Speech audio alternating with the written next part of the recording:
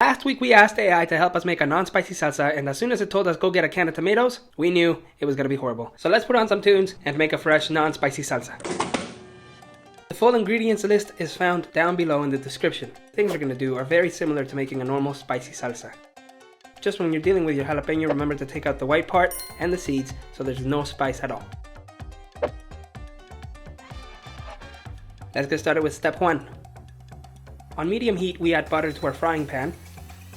Our goal is to get them nice and charred and then save them for later. This step should take about 5 to 10 minutes. Now yes, I'm going between 4 and 5 because for some reason this new induction cooker that I bought only goes up to 9. Therefore the half point is 4.5. Whoever made this, what happened, man? Like, what's going on? What thing goes up to just 9? But anyways, we want to cook in medium heat and get them nice and dark. Okay, now we want to do the same with the onions. So moving them around every few minutes, letting them get nice and brown. But we're not burning them, that's not the goal. We just want to get them nice and charred, get a little bit of that roast flavor into them. Once we see them like this, we can remove them and put them on the plate. Now because my pan is dry, we need a little bit more butter. Not too much. And I use salted butter, just to add that nice salty flavor to my salsa. And of course, saves me the step of adding more salt later. Don't burn your garlic. You want to take it off when it looks nice and brownish like this. And when your jalapenos also look nice and brown like this, everything's ready.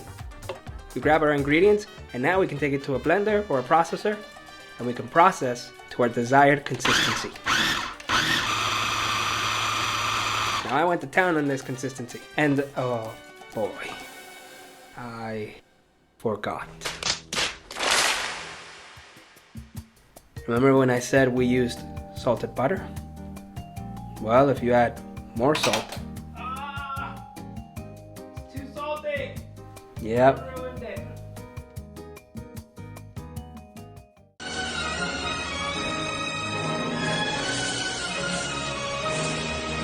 Okay, so after an hour of doing everything we just did, we're back to where we were. We add our cilantro. I already added the lime. We add the pepper. No! And we mix. Now we're ready to serve.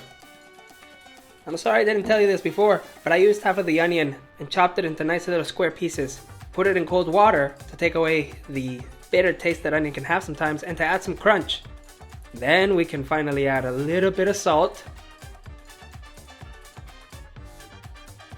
And we can taste. And hopefully... Nice.